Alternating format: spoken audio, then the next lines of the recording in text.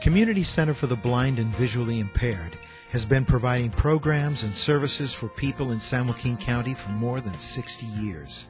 The seeds for the organization were planted by Mrs. Myrtle Stevens Clark, a social worker for the blind, in the 1940s. Mrs. Clark realized most people with visual impairments had nothing to do. Those who lived with families and friends often were smothered with kindness and waited on. Those who resided in boarding houses or hotels just seemed to be marking time. Rehabilitation of younger people who became blind as adults was difficult due to few employment opportunities. By 1945, Mrs. Clark organized an adult blind club to serve as a social outlet. The blind and visually impaired population of San Joaquin County began a new adventure in living. The club grew steadily.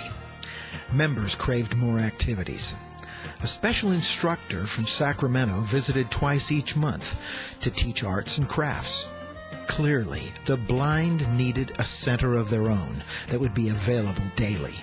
The greatest benefit would be rehabilitation, helping an individual with little hope feel useful and look to the future with courage. Over the years, the seeds Mrs. Clark planted grew into a 7,000 square foot center. A full-time staff offers programs and services that address the emotional, recreational, social, and rehabilitative needs of the people in the greater San Joaquin County area who are blind and visually impaired. Today, Community Center for the Blind and Visually Impaired is the only private, non-profit organization between Fresno and Sacramento that provides these specialized services. The agency serves without charge anyone of any age and relies on the community to support its endeavors.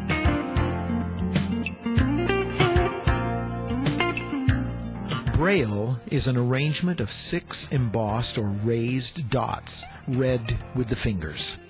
This tactile method of reading, writing, and information access enables those with vision loss to read books and music, label items, take notes, and communicate with others.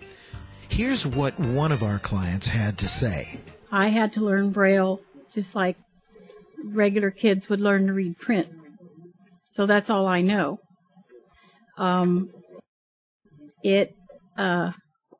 I guess back in the day when I was in school, if there wasn't any Braille, I guess I wouldn't know how to read or write or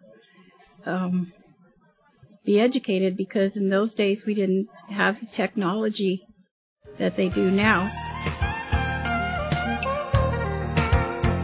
Adaptive computer training exposes individuals to the latest in assistive technology.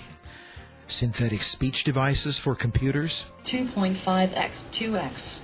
Screen enlargement programs, closed-circuit televisions, reading machines, and scanners afford access to word processing, database and spreadsheet applications, and the World Wide Web.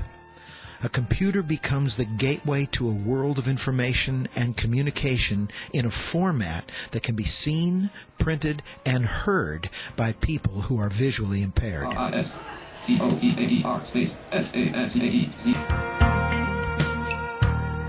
Daily living skills training encompasses alternative techniques for personal and home management, such as grooming, cooking, cleaning, eating, and identifying money.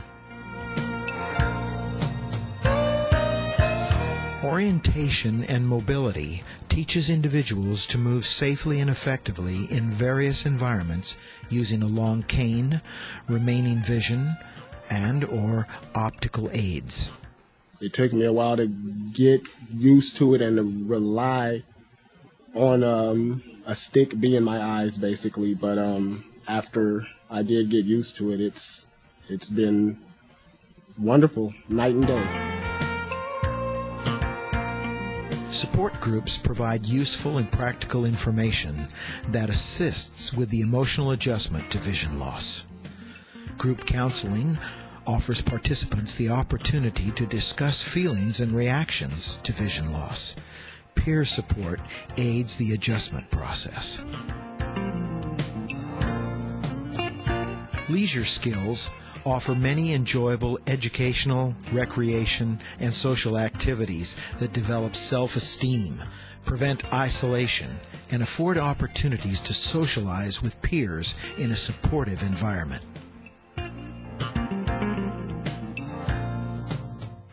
Weaving classes teach a tradition that dates back more than 2,500 years.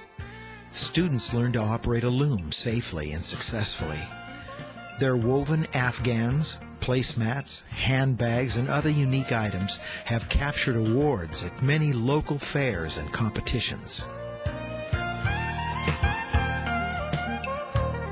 Ceramics classes teach methods for working with clay. Students create items such as wind chimes, cookie jars, and picture frames by molding, cleaning, firing, and painting. A challenging adaptation of softball, beep baseball offers exercise and socialization while performing at one's personal best. The Stockton Stingrays team has flourished since its formation in 2003 and now forms a traveling team that competes in an international World Series each summer. It's so exciting to be able to play a sport again where you can actually run and just go all out and compete, and you're just throwing yourself down trying to body block a ball, and the feeling when you hit the bat on the ball is so incredible. You're just running, and it is the most awesome feeling I've ever had. Blindness and visual impairment do not have to be devastating. There is hope when vision fails. Community Center for the Blind and Visually Impaired has helped hundreds of people for more than 60 years and can help you too.